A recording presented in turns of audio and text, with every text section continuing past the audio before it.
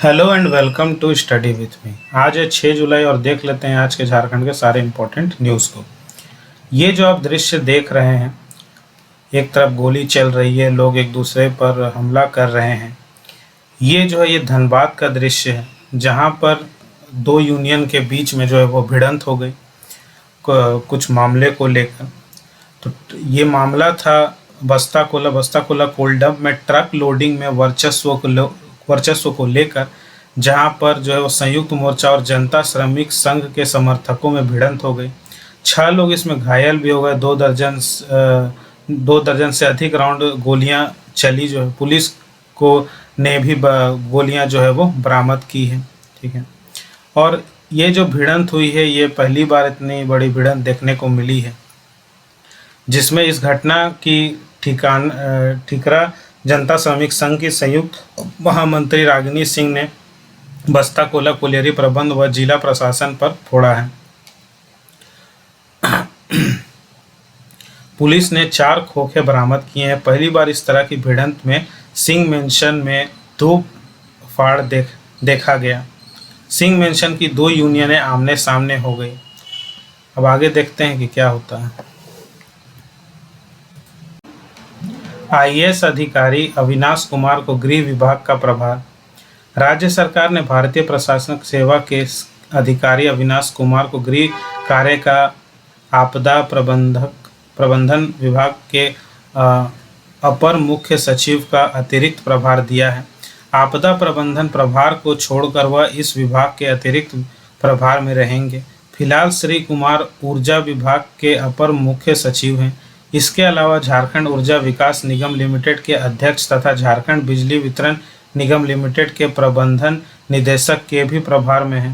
कार्मिक विभाग ने इसकी अधिसूचना जारी कर दी है। पहले मुख्यमंत्री के प्रधान सचिव राजीव अरुण एक्का गृह विभाग के प्रधान सचिव के प्रभार में थे। निजी स्थान में बैठकर फाइल निपटाने के मामले में श्री एक्का की तस्वीर सामने आने पर सरकार ने उन्हें गृह विभाग से हटाकर पंचायती राज विभाग का प्रधान सचिव बना दिया था। इसके बाद वंदना दादले को गृह विभाग के प्रधान सचिव का प्रभार दिया गया था। श्रीमती दादले मुख्यमंत्री की प्रधान सचिव है। उनके जिम्मा कैबिनेट विभाग भी है। धनबाद एसपी को छोड़ 2009 बैच के अन्य 2 आईपीएस को प्रमोशन हुआ है। आगे देखते हैं।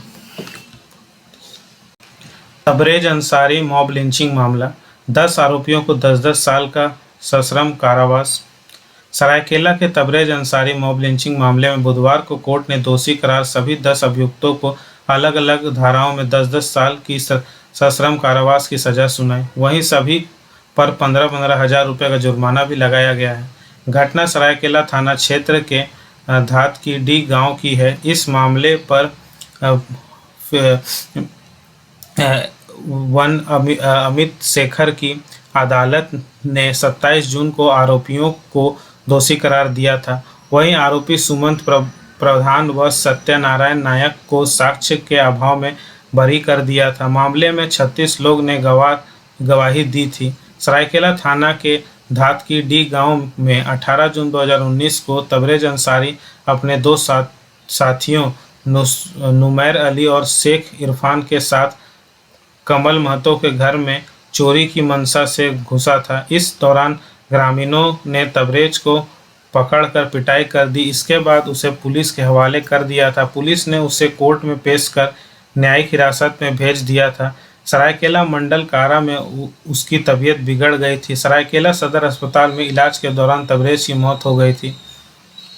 पत्नी बोली, दोषियों को उम्र कैद होनी चाहिए, ऊपरी अदालत में जाऊंगी। तबरेज हत्याकांड के फैसला आने के बाद कोर्ट में पहुंची उसकी पत्नी सहिस्ता परवीन ने नाराजगी जताई। उसने बताया कि घटना के 4 साल बाद फैसला आया। मुझे न्यायालय से काफ़ी उम्मीदें थी। दोषियों को कम से कम उम्र कैद की सज़ा होनी चाहिए थी। दोषियों को सज़ा दिलाने के लिए मैं ऊपरी न्यायालय में जाऊंगी। उसने बताया कि जिस तरह मेरे पति को मारा गया था, इसके लिए दोषियों को कड़ी सज़ा और होनी चाहिए थी। आगे देखते हैं।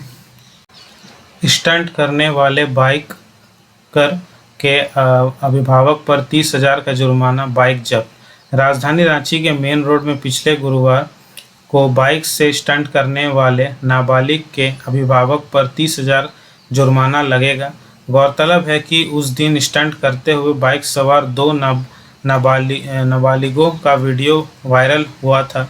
उस दिन से हिंदपीढ़ी पुलिस तथा ट्रैफिक पुलिस उसकी तलाश में लग गई थी। हिंदपीढ़ी पुलिस ने बाइक सवार नाबालिगों का पता लगा लिया और उसके घर जाकर बाइक जब्त कर लिया है। इसकी जानकारी ट्रैफिक पुलिस को भी दे दी गई है। इस संबंध में ट्रैफिक एसपी हारिस बिन जमा ने कहा कि ट्रैफिक पुलिस अभियान के लिए मामले को कोर्ट भेजने की कार्रवाई कर रही है। उन्होंने बताया कि ऐसे मामले में देखा गया है कि कोर्ट नाबालिग के अभिभावक पर जुर्माना के तौर पर मोटी राशि वसूली का आदेश देती है।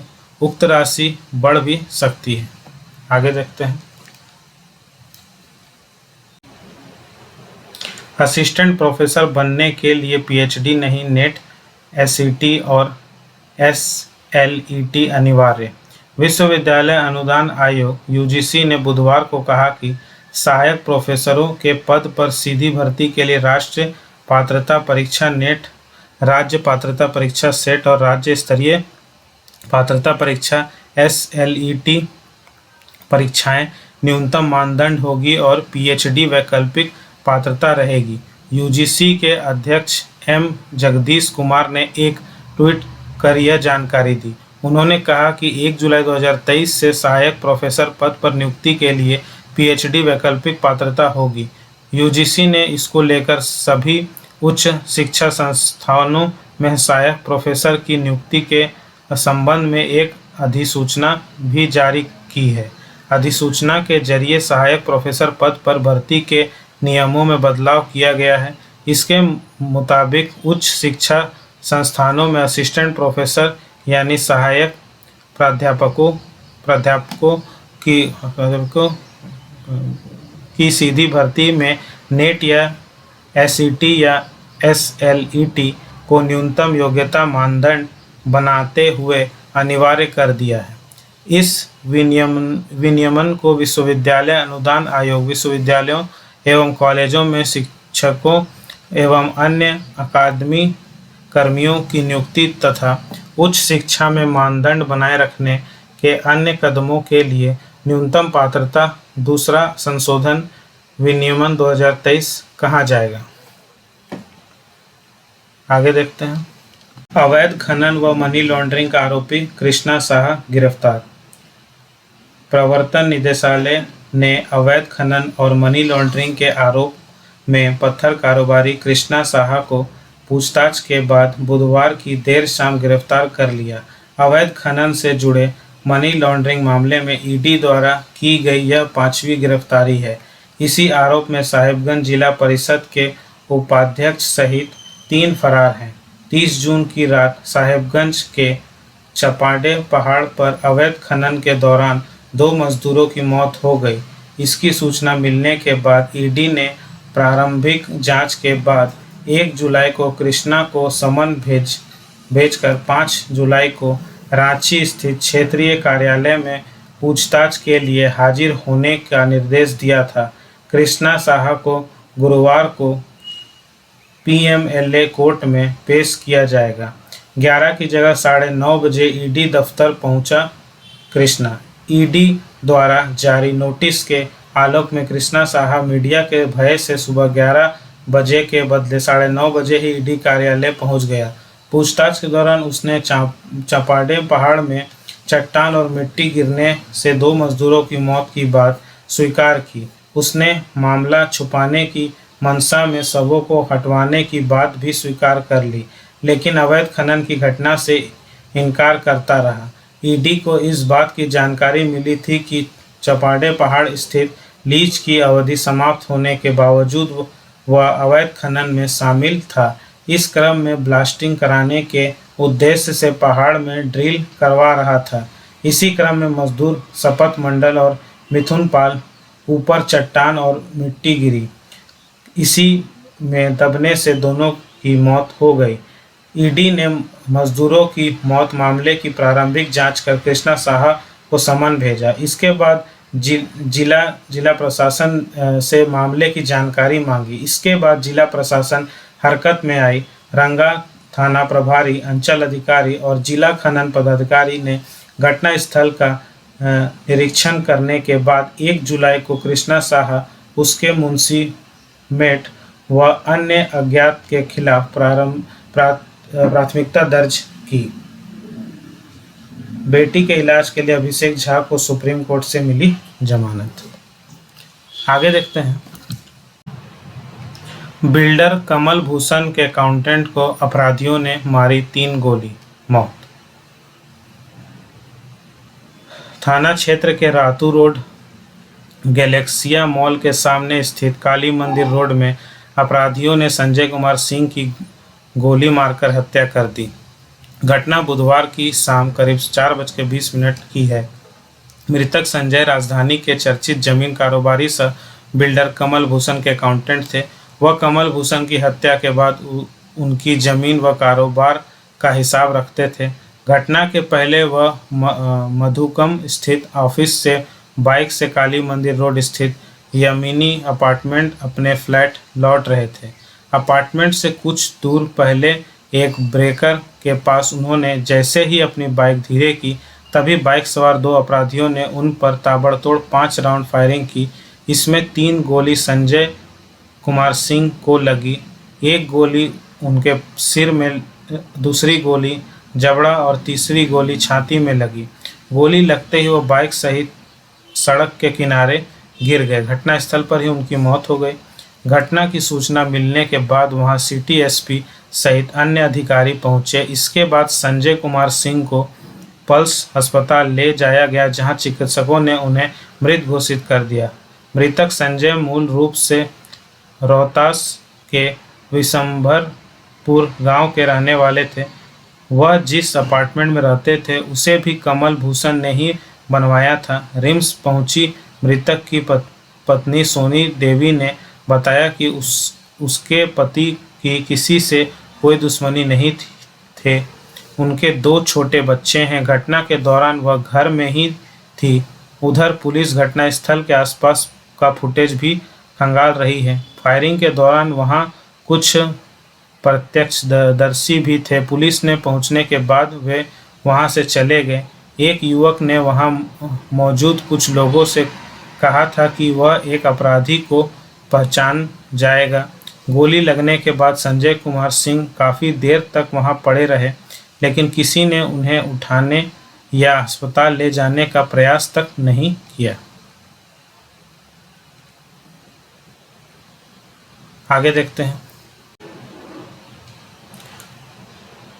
1039 करोड़ नहीं हुए खर्च, पंचायती राज संस्थाओं को इस साल नहीं मिला आवंटन।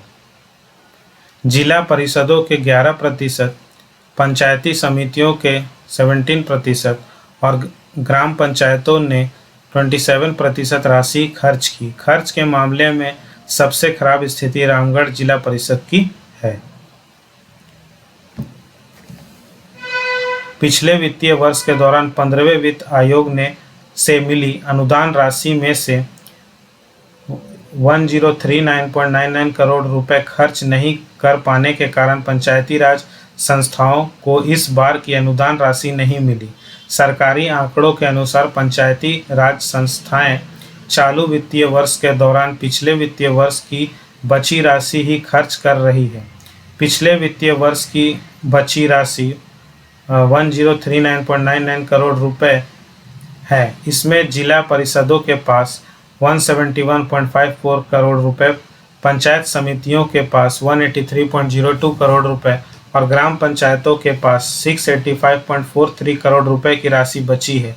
ताज़ा आंकड़ों के अनुसार जिला परिषदों के अब तक कुल 11%, पंचायत समितियों ने 17% और ग्राम पंचायतों ने 27% राशि खर्च की है। खर्च के मामले में सबसे खराब स्थिति रामगढ़ जिला परिषद की है। रामगढ़ जिला परिषद ने 4.42 करोड़ रुपए में से एक भी पैसा खर्च नहीं किया है। गढ़वा जिला परिषद ने 1%, हजारीबाग ने 2%, लोहरदगा ने 4% राशि खर्च की है। दुमका, पूर्व सिंहभूम और लातेहार जिला परिषद ने 5-5% राशि खर्च की है। खर्च के मामले में जिला परिषदों के मुकाबले पंचायत समिति और ग्राम पंचायतों की स्थिति थोड़ी बेहतर है। विशेष समझौता रांची परवाही देखने को मिली। आगे देखते हैं। डायन बिसारी के सर्वाधिक मामले गुमला में। झारखंड हाईकोर्ट ने डायन बिसारी की घटनाओं को लेकर स्वतः संज्ञान से दर्ज जनहित याचिका पर ऑनलाइन सुनवाई की। चीफ जस्टिस संजय कुमार मिश्र व जस्टिस आनंद सेन की खंडपीठ ने मामले की सुनवाई के दौरान राज्य सरकार को कोर्ट के आदेशों का अनुपालन करने का निर्देश दिया। लोगों के बीच जागरूकता फैलाई जाए। मामले की अगली सुनवाई के लिए खंडपीठ ने 26 जुलाई की तिथि निर्धारित की। इससे पूर्व Jharkhand state legal services authority JHALSA के सदस्य सचिव की ओर से शपथ पत्र दायर कर बताया गया कि गुमला जिला में डायन बिसारी की सबसे अधिक घटनाएं होती है। मारपीट के साथ साथ हत्या की घटनाएं अधिक है। जालसा की ओर से जागरूकता अभियान चला कर लोगों को डायन बिसारी जैसे अंधविश्वास को खत्म करने के लिए प्रोत्साहित किया जा रहा है। उल्लेखनीय है, डायन बिसारी घटनाओं झारखंड हाईकोर्ट ने गंभीरता से लेते हुए उसे जनहित याचिका में तब्दील कर दिया था। गढ़वा, पलामू और लातेहार में अवैध खनन के मामले में एजी की नई आई रिपोर्ट। उमेश कच्छप मामले की जांच सीबीआई से क्यों नहीं। मुआवजा घोटाले में आगे देखते हैं।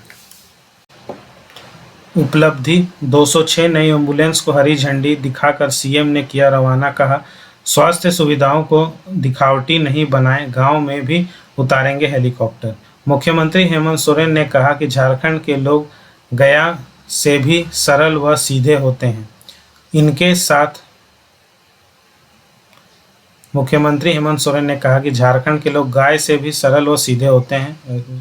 इनके साथ जाति होती है। अक्सर हमें पढ़ने सुनने को मिलता है कि इलाज के लिए मरीज को खाट पर ही ले जाना पड़ता है, जबकि सरकार की ओर से मोटरसाइकिल, एम्बुलेंस समेत कई सुविधाएं शुरू की गई हैं।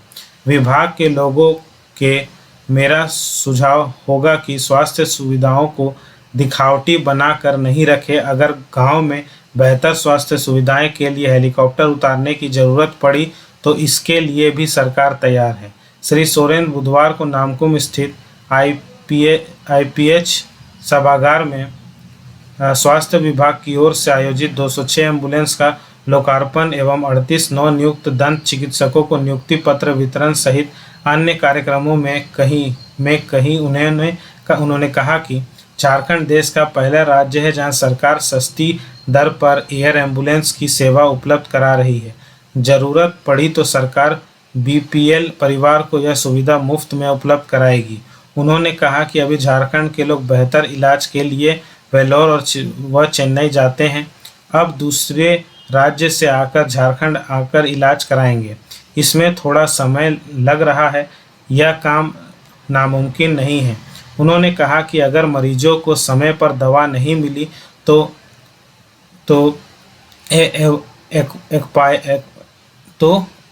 एक्सपायर होगी।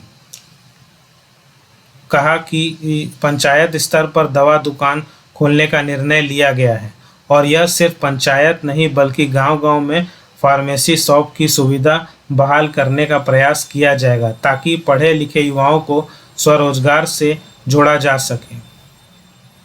मुख्यमंत्री ने आयुष्मान भारत एवं मुख्यमंत्री जन आरोग्य योजना के तहत राज्य में बेहतर काम करने वाले 84 चिकित्सकों एवं राज्य के कई विभिन्न अस्पतालों प्रबंधन को सम्मानित किया। 38 दंत चिकित्सकों को मिला नियुक्ति पत्र।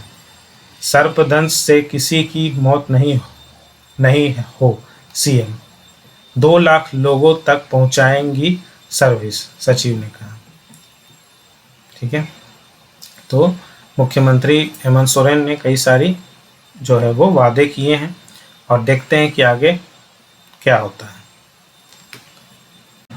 तो ये था आज का हमारा न्यूज़ सेशन। आई होप सारे न्यूज़ आपको अच्छे से समझ में आ गए होंगे।